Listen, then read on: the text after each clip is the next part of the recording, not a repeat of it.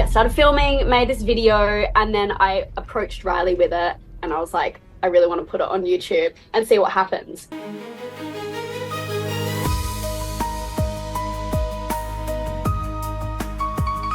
What if the perfect life you've been watching through a screen for 10 years was actually a high-stakes endurance test that nearly cost a family everything?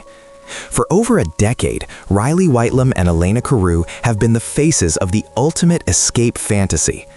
To their 2 million followers, they are the couple who beat the system, sailing the world's most beautiful oceans with their 2 young sons, living without mortgages or traditional bosses.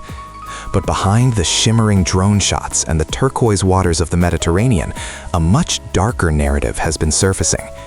This isn't just a travel vlog, it's a global media operation fueled by high-interest loans, grueling labor, and a series of near-fatal encounters that would break the average person. While the world sees paradise, the internal reality has often been a nightmare of mechanical failures and medical emergencies. Recently, the thin veil of perfection was ripped away entirely in the dead of night off the coast of Japan. We are looking at a business model where trauma is the primary export, and the pressure to keep filming is the only thing keeping the family afloat. From the outside, it looks like freedom, but if you look closer at the structural cracks in their carbon fiber hull and the exhaustion in their eyes, you'll see the heavy price of a life lived for the algorithm. They've spent 10 years convincing us they found paradise, but the heartbreaking truth is that they might be trapped in a prison of their own making, where the only way out is to keep the cameras rolling, no matter how much it hurts.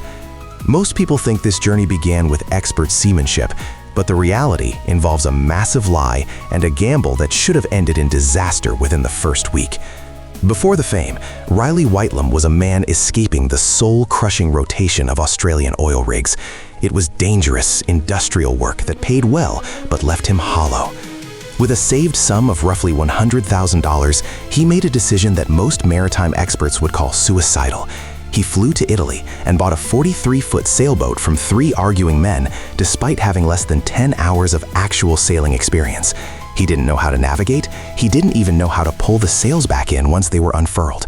He was a novice playing a high-stakes game with the Mediterranean Sea as his opponent. Then came the ultimate catalyst, Elena Karu. A 21-year-old musician playing guitar in Greek bars. She met Riley, and within just 30 days, she made the radical choice to sell every possession she owned to join a man she barely knew on a boat he didn't know how to captain. It was a recipe for disaster. Elena later admitted she only started filming to show her worried mother that she hadn't been offed at sea. Those early videos weren't meant for millions, they were proof of life. But as the accusations surfaced that they were just lucky amateurs, the audience grew. People weren't just watching for the scenery, they were waiting for the inevitable crash. This wasn't a calculated career move, it was a desperate leap into the unknown by 2 people who were radically unqualified for the life they were about to lead. Critics often claim this lifestyle was handed to them on a silver platter, but the financial truth involves massive debt and a work schedule that makes a 9-to-5 look like a vacation. There is a persistent rumor that Riley and Elena received their luxury vessels for free, but the revealed financial records tell a much more stressful story. Their journey has moved from a 65,000-pound starter boat to a $1.4 million carbon fiber racing triateron. This wasn't a gift, it was a strategic business move backed by a 10-year repayment plan that creates a staggering monthly burn rate. To keep this dream from sinking, the brand must generate an estimated $27,000 every single month. That revenue doesn't just cover the boat, it covers marina fees that can cost hundreds of dollars a night, insurance premiums that are sky high because they sail with toddlers, and the astronomical cost of provisioning in remote islands where basic goods are priced at a premium. The workload is equally punishing. Elena Karu isn't just a vlogger, she is the lead editor and head of a global media house, often spending 3 days straight hunched over a laptop while simultaneously homeschooling 2 children. Riley is the lead mechanic, often exposed to the elements as he crawls into engine compartments at 2 in the morning to prevent a total power failure. There is no such thing as a day off when your home is also your office, and your office is constantly trying to break. They are in a cycle where they cannot stop producing content, because if the videos stop, the income vanishes, but the loan payments remain. It is a beautiful prison where every sunset must be monetized just to pay for the fuel to reach the next one. While the travel brochures show friendly wildlife and serene beaches, the Whitelum family has faced shocking violence and medical terrors that have left their children scarred. The reality of raising children at sea was revealed in its most horrific form during a stop at a notorious beach in Thailand. What was supposed to be a family outing turned into a scene of raw violence when a pack of aggressive macaques swarmed the family.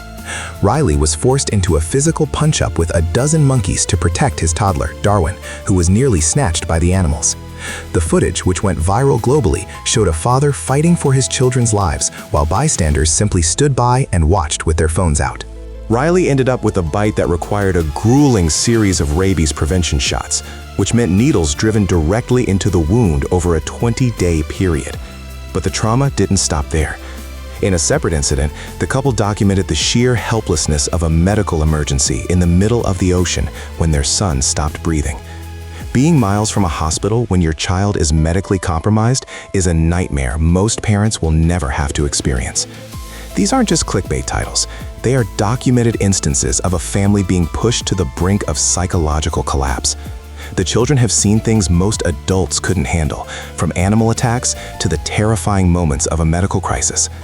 Every time they anchor in a new location, the question isn't just if it is beautiful, but if they will survive the night. The ocean is a beautiful backdrop, but it is an unforgiving environment.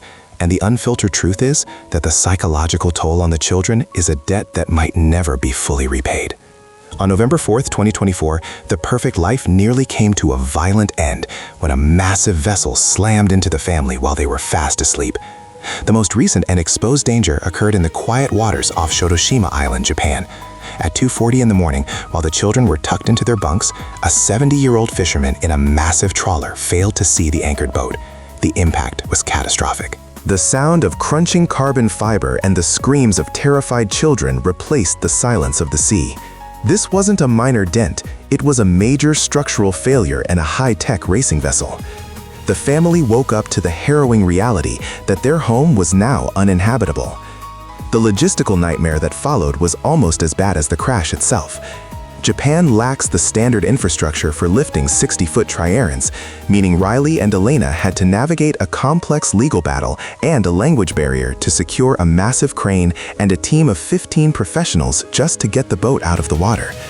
As of early 2025, they remain in a state of forced exile, stuck in a shipyard while specialists use ultrasound to detect hidden cracks in the hull. The children now refuse to sleep through the night, haunted by the memory of the slam. This incident revealed the ultimate vulnerability of their lifestyle.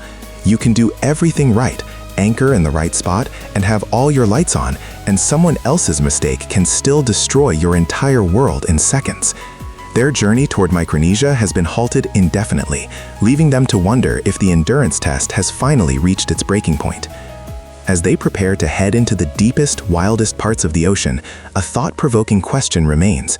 Is this still a dream, or is it a desperate fight to maintain an image? The story of sailing La Vagabond is no longer about travel. It's about survival in the digital age. They have reached a level of fame where they were chosen to sail world-famous activists across the Atlantic, yet they are still trolled by critics who dissect their every parenting move and safety decision.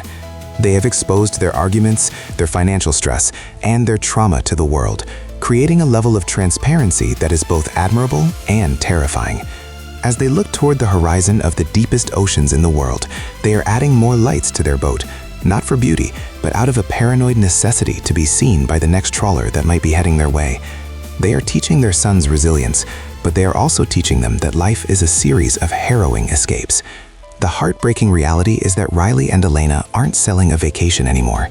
They are selling the brutal honesty of a life lived without a safety net. They are heading back into the wild, but the unresolved tension is palpable. Can you ever truly feel safe again after your home has been struck in the dark? The perfect life comes with a price, and as they piece their boat back together in a Japanese shipyard, it's clear that they are still paying that price every single day. They are the survivors of a 10-year experiment, and as the cameras continue to roll, we have to wonder if they could go back to that day in Greece 10 years ago. Would they choose the endless blue? Or would they choose the safety of the land they worked so hard to leave behind?